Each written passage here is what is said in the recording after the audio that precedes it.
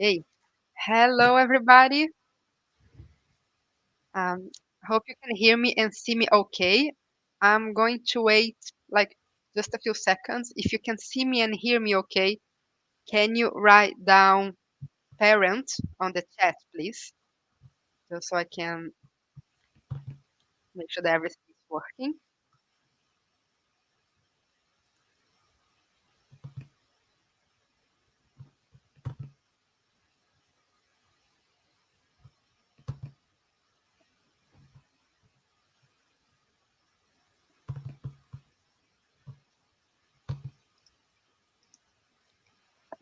Anybody? There are hundreds of people watching this. Can somebody write parent, please, on the chat just so we know that it's working? Oh, there we go. I've got one. Moa has put a meeting in there. Okay, good. Yeah. Can you hear me? Oh, yeah. Lots of hellos Working, now. There we hello, go. working. Okay, great. Yes. Okay, brilliant. I think just the chat was a bit delayed. Okay, perfect. Thank you so much for confirming. Great. So I'm going to share my screen and then we can get started.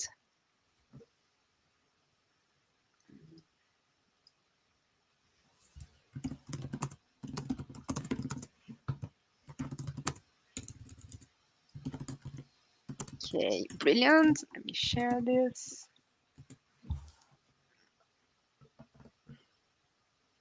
Great. So thank you so much for joining on this lunchtime on Friday. Hope you're having a nice week, sunny, cold, but nice week.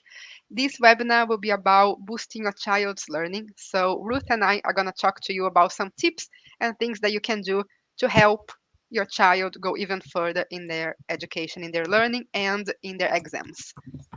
As you know, hopefully, we are from Seneca, so this is the website in case you have forgotten to log in a while. That's Seneca Learning here for you. Right. So this is me. My name is Flavia. I am the chief scientist at Seneca. I have been with Seneca since 2017. Since the beginning of Seneca. Seneca was launched in 2018, so I've been with Seneca since the very beginning. It has been a pleasure to see all the impact, all the positive impact we have had in so many millions of people, and it's been really great. And I also have a PhD in cognitive neuroscience, always worth mentioning. And then my colleague Ruth is here with me. So Ruth is our head of schools, so everything that has to do with schools, she will know about it. And I invited her to join the webinar with us because she has a lot of experience working with schools. She has been a head teacher, a senior leader, a school inspector, and as she reminded me just now, she has a teenage daughter. So lots of experience with helping students do better. Uh, okay, so I'm gonna get started. This webinar, oh yeah, before we go on, there is a chat, as you know. Some of you are already writing on the chat. Any questions that you have, just type on the chat. You don't have to wait until the end of the presentation, just type away. Ruth and I are both here, so when I am speaking, she will be able to answer, and when she is speaking, I can answer. So just type your questions and we will be able to support. Also, this webinar will remain recorded. So as soon as the webinar is over, it becomes a normal YouTube video, so you can always go back and watch it again. You can forward the link to your friends who are also parents. You can forward the link to your children, maybe. It will be a recorded webinar here for you. Okay, good. I'm going to remove Ruth from the screen just for now. Actually, no, you go first, so you'll stay. Right. So the webinar will be 4 parts. So first we'll have the basics. So which information you need to collect from your children's school in order to just get started to help them. So there are things that you need to know about your school, their school and their exams. Then we're gonna talk about home setup. What can you do in your house and your communication with your child. And then we're gonna talk about some neuroscience techniques. So some things that have been scientifically proven to help children do better in exams. And then I'll run through a quick demo of Seneca for parents to show you what Seneca can do to help you with your children. So Ruth's gonna go first. So I'm going to actually remove myself from the screen. Right. Lovely. Thank you so much, Flavia. Lovely to have you all here today. Thank you so much for adding comments and saying hello. Apologies for the first slide. There's an in that shouldn't be there. I have been a head teacher and an inspector in schools, as well as senior leader in multiple schools. I now work for Seneca, have been here for 2 years, and I have a teenage daughter, so I know about trying to get them to do homework, as well as tutoring individual students still. So I'm going to talk you through some of the basics and how to help your child make the best progress at home, because it's been proven that parental engagement can boost students' attainment by a grade at GCSE. So well done to all of you for joining and supporting your children. So I can have the next slide, please, Flavia. Okay, so there are some important things that you need to know and do to get the most out of helping your child at when they're learning at home. The first thing to do is to think about the exam boards that your children are going to be studying. So every school will enter students for different exam boards, and also not only that, but every subject can often have a different exam board. For example, my daughter is doing AQA Science, but Edexcel Maths. And it's important that you know this ahead of time so that you can find, if you're using Seneca or other platforms, to make sure that you have the right course attached, because the specification is very slightly different for every single course. And then it's worth thinking about that Key Stage 3, Key Stage GCSE syllabus. Students, when they start in senior school, so at year 7, are categorised as Key Stage 3. In theory, that is year 7, 8 and 9. However, increasingly, schools are starting options in year 9. That means that students will start studying GCSE courses from year 9. So it's important that you know where the split happens in your child's school. And then, as well as knowing when they go from Key Stage 3 to GCSE, it's important to think about what tier of exam your son or daughter may be looking at. This is particularly in the sciences, and in maths tends to be grouped. Often they can be put in groups where they may find that they have, some groups will be sitting the foundation paper and some will be in the higher tier. It's worth you knowing where the grade boundaries are and where your child is likely to sit. If they're on that border where they're likely to kind of look at getting more than a good pass, but they could be on that kind of 5-6 border, sometimes it's worth sitting the higher paper, because actually it's sometimes easier than trying to get lots of marks in the foundation paper. But that's why it's important that you kind of understand a little bit of the difference of those, so that you can have those conversations with your child's school and your children's teachers. And the last of all, the exams and the grades themselves. Exams happen. Exam season is starting earlier and earlier. Now often they're starting at the end of May. Most of them happen throughout June. You will also find that some of the practical subjects, such as some of the BTEC dance and some of the art and some of the oral exams, may happen early May, and even some of the assessments for practical subjects may happen in that spring term rather than them being in that summer term of their year 11 year. So most children will sit their exams in May, June of their year 11 year. And it's worth familiarising with the dates. It is now very heavy. Children sit multiple papers for one subject, and so it can be useful to know when they're going to be, so that you can kind of see how things are. And also familiarising the grading system. Some of you, I'm sure, will have sat GCSEs yourselves, like I did, and you will have had grades A, B, C, D, E, etc., which was quite straightforward to understand. And now you've got a grading system which is numbered, looks quite different, 9 being the top grade and 1 being the bottom. And you're looking for that 4-5 grade. 4 is classed as a pass, and 5 is classed as a good pass, which is what a lot of colleges need for students moving on to study subjects later on. They'd need a 5 when they're moving on to their GCSE. So it's worth finding out where your child is sitting. A lot of schools do some tracking and will tell you where they're currently at, what they're on target to be, and then as they move into year 10 they'll get predicted grades, and then hopefully in the summer they will get GCSEs. Percentage maximum grades at maths and science, do they get the higher text? You're looking for students who are going to be looking to get grades 6, 7, 8 and 9 on the higher paper. And then the foundation paper normally caps at a level 6. You do need to get quite high percentages. It does change for every exam board and each individual subject. So you would just need to go and check with your maths and science teachers in your particular school. Thank you. I can move on. Just very quickly, Ruth, there was another question before asked. At what point can we ask for exam board? The son is in year 8. Is it too early? Do we need to wait? No, most schools will tell you what current exam boards they are doing. They all have what they're doing 2024. They'll know what they're doing for the year 25, 26 as well. They'll have chosen those ahead. And so, yes, if they're in year 8, that would be probably fine. But certainly by year 9, schools will know what exam boards they will be sitting.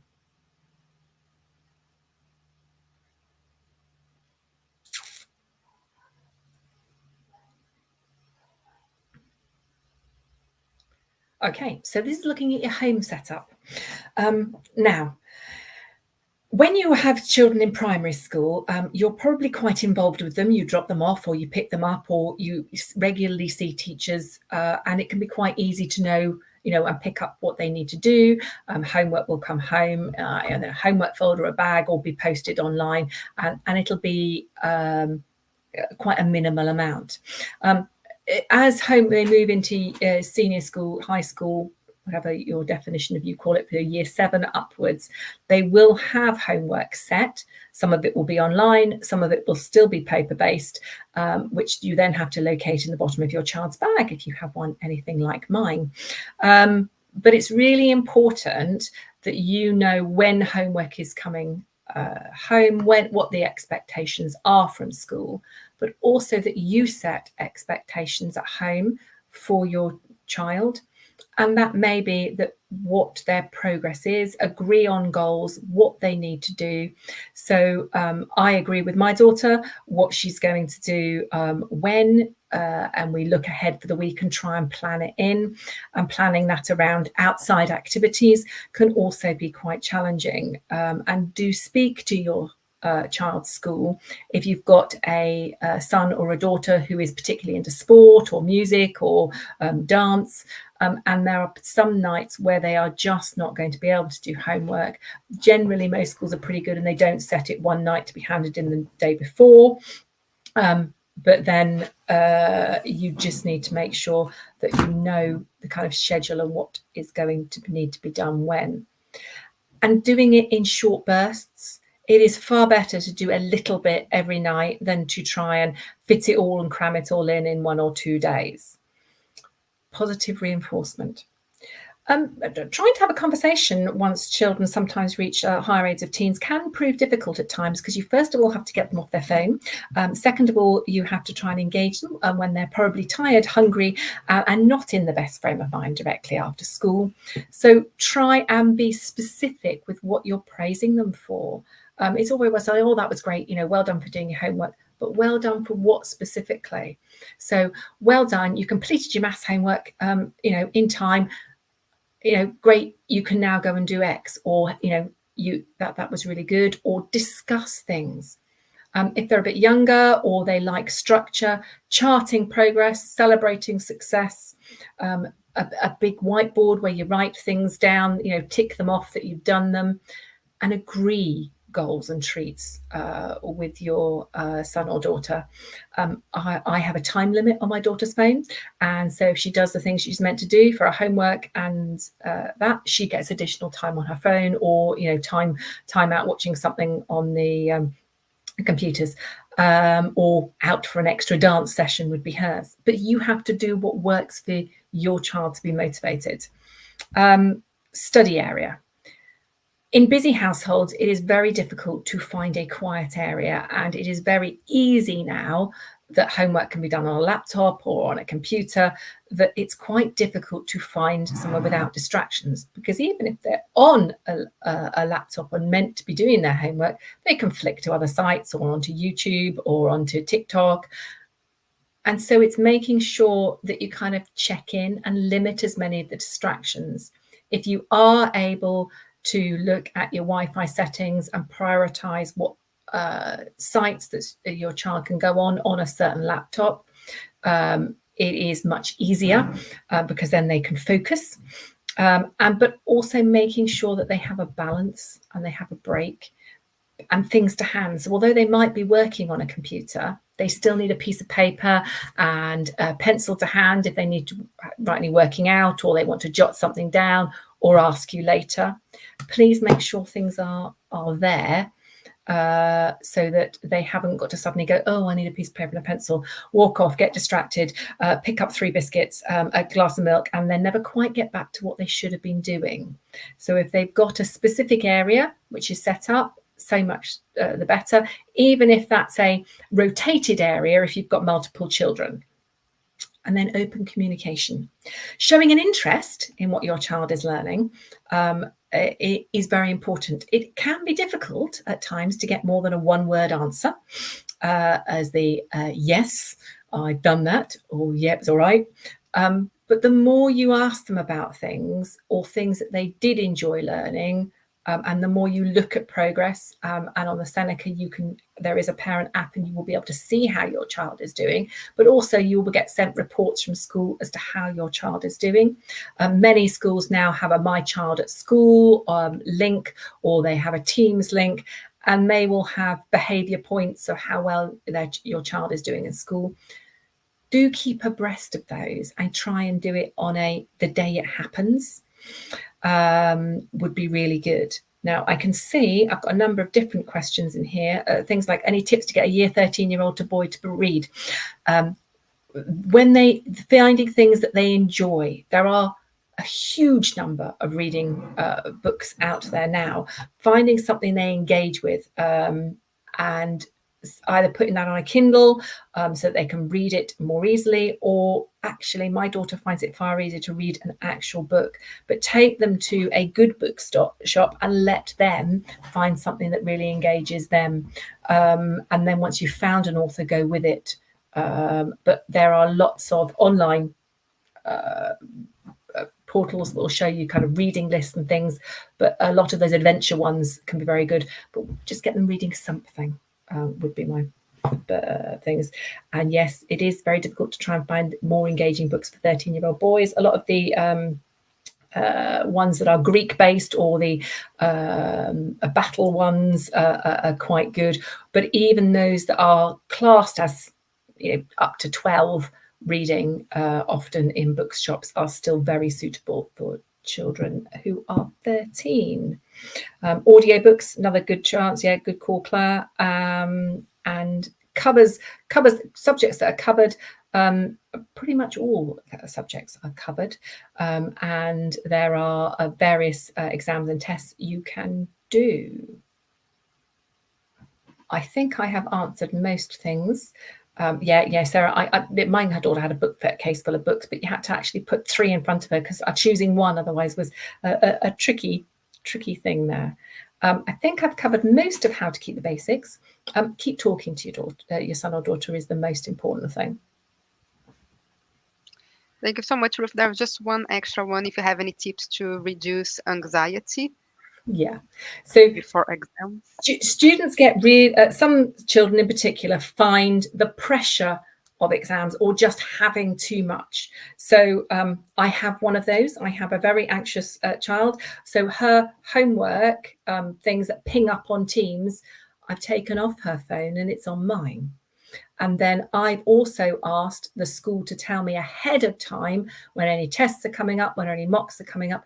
But it's about planning and making them understand that they've done some work for this, do it in bits, you will do your best, but it is about giving them it in short bursts and finding a way round that works for them. So sometimes that's a mix of both paper-based and online learning. Awesome. Thank you so much, Ruth, and thanks so much for all the questions. That was great. It's really good to see, everybody engaged. It makes the whole thing a lot better than if just talking to nobody listening. So it's great. Thank you so much.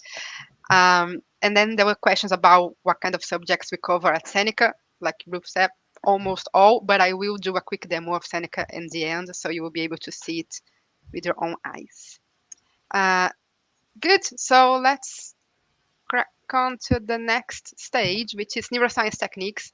I'm gonna remove Ruth from the screen, but she's still around, so she'll be able to interact with you in the chat. Great. So we're gonna talk about some of the neuroscience techniques that you can use to help your children in school and in preparation for exams. But before I tell you which ones are the good ones, I just wanted to ask you, which of those does your child use? So when they are studying, when they are revising, do they have a study? You can write on the chat, please. Why do you think it's their preferred technique? Do they have a study timetable? Do they read notes? Do they test themselves? Do they highlight textbooks? Do they use visual elements? Do they write summaries? Give you a few seconds to type your answer on the chat. There's no right or wrong answer. We're really just trying to see what your children are used to do. So Heather said visual, all of the above. Great. Timetables, tests. Yeah, excellent. Test themselves, mixture of these. Past exam papers, flashcards, fun tests. Nice. Okay, great. So a variety of them. And I think those are all great because you are correct. The most relevant techniques are those three here. So following a study timetable, testing themselves, and using visual elements. Of course, you can read notes. Of course, you can highlight a textbook. Of course, you can write summaries. But in terms of really helping children to understand and remember that information, those three are the best ones. So we're going to talk a little bit more about each of those. Right. So testing themselves, as an example, and some of you have already said, the frequent low-stake quizzes, flashcards, Q&A with you. So if you have the flashcards, you can ask them a questions and they will answer the questions using doing mock tests, past papers, everything that is active. So the difference between reading notes, highlighting textbooks, and testing themselves is how active you are in your own learning, or the child is in their own learning. And the more active the person is, the better their learning. Follow a study timetable, and Ruth talked about that a little bit as well. Instead of doing a lot in one go, if you spread out the study sessions and you switch between topics, you give the brain a much better chance of actually understanding and remembering the content. Always important to revisit past topics after a few weeks. So even if your child gets 100% correct in something they're studying now, they need to revisit that topic afterwards. And I'll show you why. And the third one was using visual elements. So things like diagrams, mind maps, colors, timelines, images, photos, anything that connects words with visuals is also making the brain easier. It's easier for the brain to understand what's going on. So just some more information on each of those. This is a quote. So Rosenshine is a very famous researcher in the area of learning. And this is a quote from him. And he said, the best way to become an expert is through practice, thousands of hours of practice. The more the practice, the better the performance. And you can think about if you are preparing to run a marathon, for example, you need to practice. The more you practice, the better. But if you're training for a marathon that says in 6 months from now, you're not going to start running a marathon today and you're going to run one every day. So you have to do small increments until you get there. Also, share that later. Okay, so testing themselves. This is scientific paper that was published, and they did an experiment with 132 middle school students. So this was done in the US, but it's same. And they measured the performance of those students in the end of semester exam. So they divided the students into two groups. One group studied by not being quizzed, so by reading notes and highlighting textbooks. And the other group, oops, sorry, where are my slides? The other group studied by being quizzed in class. And you can see that the group that was quizzed did a lot better than the group that was not quizzed. And then when they did it again, the second experiment was with self quizzes, and it had the same effect. So it actually didn't matter if it was the school that was quizzing the children or if the children were quizzing themselves. That's that's a good effect. So quiz, quiz, quiz. They can write their own quizzes. They can go on the internet and find quizzes. They can go on Seneca and find quizzes. They can ask you to quiz them. The school can send them quizzes. As long as they are being quizzed, that's good. Okay. And this is what I was talking to you about. Even if you learn something to 100%, you still need to revisit that. So, for example, this is honestly very old. This is from the 19th century, but it's still valid. But that was the first time that somebody talked about that. It's called the forgetting curve. So, when you learn something, you will forget part of it in one day. You will forget 20% of that within one day. That's just how the brain works. But if you learn that thing again, it's going to take you 2 days to forget. If you learn that again, it's going to take you 3 days to forget, and so on. So you cannot assume that just because you got 100% correct in a quiz today, that your exam in June, you have it. You don't necessarily. You always have to revisit past notes, past quizzes, past content, so that you get to a point where you don't forget that anymore. That's really, really important. And that's why having a study timetable is also really important. And so that you can plan. Because we don't, of course, everybody will cram in the end. I mean, I did, you probably did, everyone will cram in the end. But if they are able to study from the beginning in like small amounts, proper time study, following a plan, it's going to be much better for them than if they just do the cramming in the end. And this is another piece of data that I wanted to share with you. There was another study done with 72 students. And what they did here was to show them a lot of paintings, and they had to memorize which artists had painted each painting. So they divided the students into two groups. One group, they saw all the paintings from artist A, then all the paintings from artist B, then all the paintings from artist C, and then they were tested. And the other group, they saw one painting from artist A, one painting from artist B, one from C, and then A, B, and C. And that group, so the spaced group, they did a lot better than the masked group. But what's interesting about that is this here. So the interesting thing is that during the practice, so when they were studying, they actually did a lot better. The group that was doing blocked studying, they were getting better grades during the practice than the group that was doing the swapping practice. But then when it got to the actual test, to the actual exam, that changed dramatically. So the group that was doing really well with their practice, they dropped a lot. And the group that was doing all right, they kept on doing all right. And why is that? So imagine if you are trying to solve maths equations here, and you have three types of problems. So you have a circle problem, a square problem, and a triangle problem. When you're practicing, if you only practice triangle, triangle, triangle, triangle, you already know what you have to answer when you see the next question. You already know it's a question about triangle, so you already know what information you need to use to solve that. And that's why you do so much better during the studying period. But then when you get to the test, you don't know what they're going to ask you about. They may ask you about triangles, they may ask you about squares, they may ask you about circles.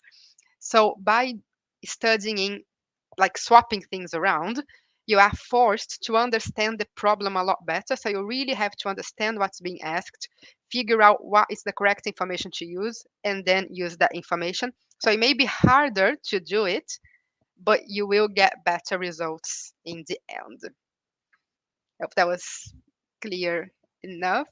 But that's just to summarize the importance of having a study timetable, doing things from the beginning, so not leaving to the end to study, spacing out your study sessions, so revisiting past topics, and swapping between topics. Um, okay, I guess Ruth is answering all the questions, so I don't need to look at the chat. It's all good. Sorry. What Flavia, was it, Ruth? were they all exposed to completely new problems to solve from Ruth? And this here, Yeah. you mean probably. That's a good question. I'll have to read it again, but I'm gonna say yes. But I'll have to read. But the reference is here. So if you Google this, or if you get in touch with me, I can send you the PDF, and then we can read it. I'll have to read to remember the exact details. Anything else that I missed on the No, chat? I think all the others are all okay. Thank you. No? Okay. Perfect. Good. So, and then this is another thing that I can send you, or you can also just Google it and find it. It's called Strengthening the Student Toolbox. It's a paper that were written for teachers, but I don't see why parents can't read it. It has the 10 best techniques for students to prepare to exams, and it's very nicely explained with examples, with like exactly how to do them, not just the theory, but how to do it, how to apply that. And again, it's written for teachers, but I think it's very useful if you take a look at those as well. You find the PDF online, it's public. You don't have to pay to access. But if you cannot find it, again, just send me an email.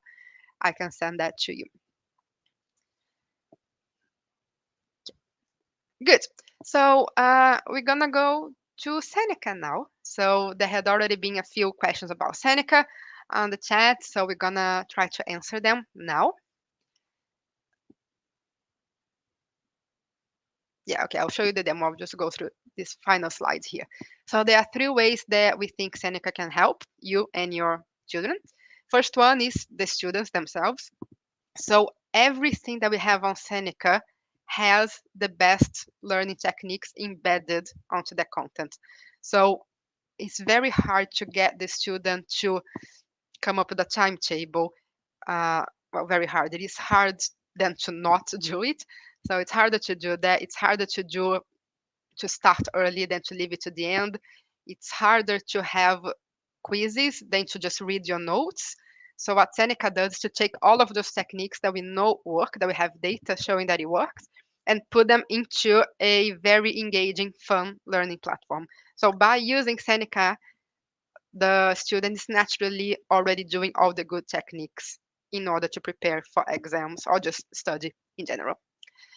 Another thing is that we have a really cool parent platform that was just basically redone very recently. So it's a lot better. If you have used it like a year ago, try it again. It's a lot better than it used to be. I'll show you what it looks like. But it's a way for you to be more in touch with what your children are doing. So everything that they do on Seneca will show up on the parent page. You don't have to pay for the parent page. So everything that they do will show up on the parent page. You'll see the reports, you'll see their weaknesses, their strengths, you'll see their homework. So if the teachers are setting homework on Seneca, you will see if your child is completing them, not. You can see the homework itself. It's really good way to keep in the loop and to keep informed about what your children are doing. And then you can use that to then go back to what Ruth said in the beginning, having an open conversation and positive feedback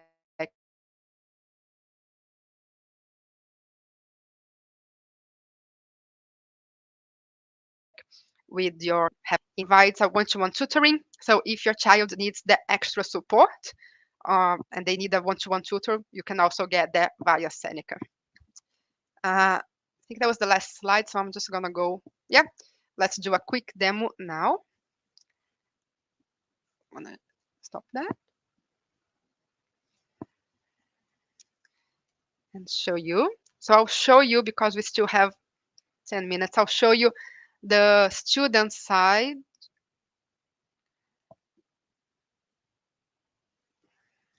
I'll show you the student side first, just so you know what kind of content we have, because a lot of you were asking about the content. And then I'll show you the parent platform. Uh, right. So this is the student platform. You can see that you can use the filters here to select what's important.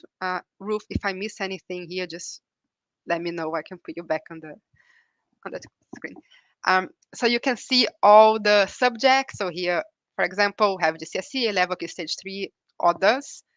And then subject, we have biology, business, chemistry, etc. Lots, lots, lots. So when you're asked which subjects do you cover, almost all, a lot of them. And very importantly, again, going back to what Ruth said in the beginning, we have content for each exam board. So we don't have just biology. We have biology, AQA, biology Excel, biology OCR. So all the content is very nicely tailored to exactly what your students need to do well on the exam.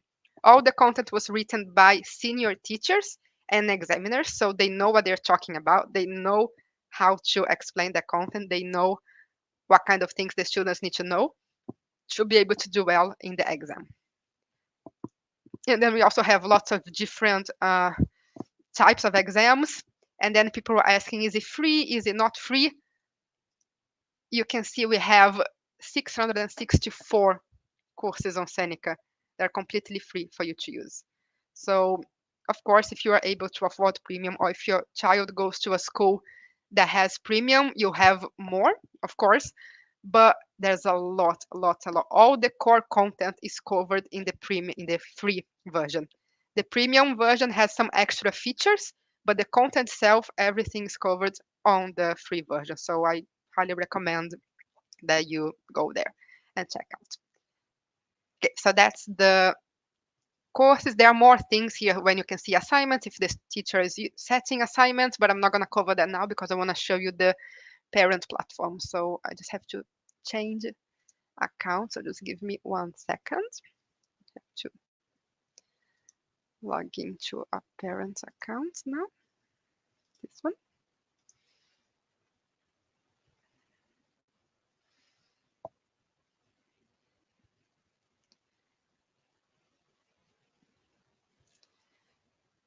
Okay.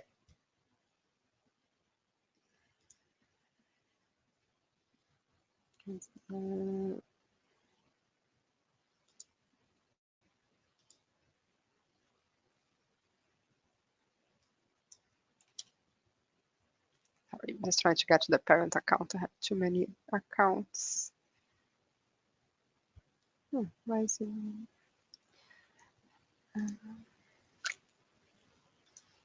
Parent. There you go. So this is the parent report page. So you can have, probably not the best emoji to have on a demo, but you can have all of your children listed here. So you can use Seneca with more than one child. So like I said, the parent platform is accessible by everybody. So if you have your child on the free plan, you can see it. If you have your child on the paid plan by the school, you can see it. And if you paid for the premium yourself, you can also see it. So there's no limits here.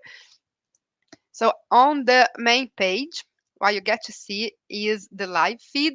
So everything that your child is doing live. So for example, 3 hours ago, James logged into Seneca. You can see this here. 18 hours ago, James finished the assignment ethics team testing. Let's see, what else? 19 hours ago, he received 4 out of 4 marks for 3 exam questions on Science Key Stage 3. 4 days ago, they logged in. They scored 80% 3 days ago on adaptations of plants and rainforest. So you can see live everything that your child's doing, which is really good. You have recent activities. So again, in terms of how long they are spending on the platform, in terms of minutes. and per subject as well. If you go on assignments, you get to see everything that they have to do, everything that they missed, and everything that they have done. So if you click on, so you can see all of the assignments that he has completed. If you click on one of those, you'll be able to see their score and their score for each part of the assignment. So this assignment had 2 topics. You can see the grades for each topic, and you can see the assignment itself.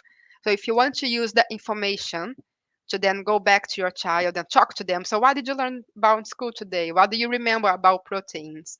Or if you want to do your own quiz with them, if you can open this again and ask them again the same questions. How many amino acids are in the body? What foods contain a high level of protein? So you can use those resources yourself with your children. It's all here for you. And if you go on reports, you'll see really, that's my favorite part of the parent page. I think it's super, super useful. So this is James's monthly report. So you can see here that in the past month, he has studied 1 hour and 27 minutes. And he has completed all of his 5 assignments. 3 of them were on time, 2 of them were late, but he didn't miss anything. Good. And you can see how much time he spent studying each subject here. You can see his average score. So in average, he's getting 76% correct. So doing well. You can see the average score per week. And you can see the average score per subject, which is very interesting. And then, but this is all for all subjects. So this is like a summary. But if you click on a specific subject here, you get to see the same information, study time, assignments completed, but then you get this breakdown here. So you have the average score for biology, 73, but you get to see the 3 topics that James is the most comfortable in, and the 3 topics that he's struggling with the most. So James here, he's doing pretty well on multicellular organisms, reproduction, and the sun, but he is not doing very well on types of waves, wave speeds, and drawing a reflected image, whatever that is. So this is a very good way for you to, like I said, and like Ruth said, keep yourself in the loop. So is your child struggling with any content specifically?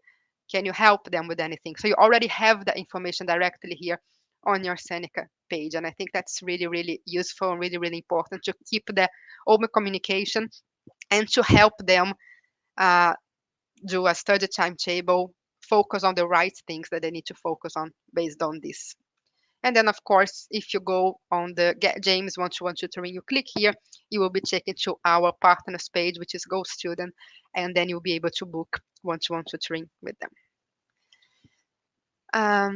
That was the demo. We still have 2 minutes left, so we can answer some questions. I bring Ruth back into the stage. Hi, Leah. Flavia, I can't put in, for some reason, the email address for them to contact customer support, learn more. Can you just pop it up on one of your slide screens so that you could just type it in? Yeah. So that's Flavia's email, flavia@seneca.io. If you've got questions about your login or connecting to your child, learn more at seneca.io. And there's also the help page linking to my child's account, which we can also send to you if you can't find it on the help pages. Yeah. Lynette says, does she need to download the app? It does work better, Lynette, if you've downloaded the app. Help. So if you go on help, is that here? Yeah, if you go to help there, you go to help guide, so under your name, and then if they just put a link to my child's account, and then all the questions and things there, but you can just search in the top for it.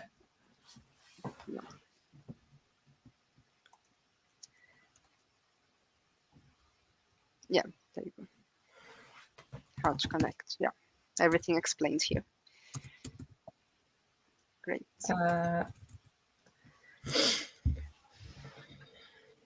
Can a parent set assignments for children? Yes, I do regularly. You just have to set them as though you're a teacher. You can set up a pretend class on your account, add your child, and then merrily set them assignments. And Claire just wants to know a bit more about what Go Student is, please, Flavia. Yeah, so Go Student is a very big one-to-one tutoring company that is a partner with Seneca, and they have over 10 million families that they assist across UK and Europe. So what they do, the differential between them and other one-to-one companies is that they try to match the children with their perfect tutor. So they get some information about the children, what are they struggling with, what do they like, even interests, and then they find the tutor that have the most likelihood of being a good tutor for their students. And it's all online, and they have access to Seneca as well. So they have their own version of Seneca. That's why we're partners. So which means that they can even use some of the Seneca features with their students directly there. Yeah, you can have a free trial. So if you click here, you get a free trial, and then you can decide then whether you want to continue or not before paying for anything.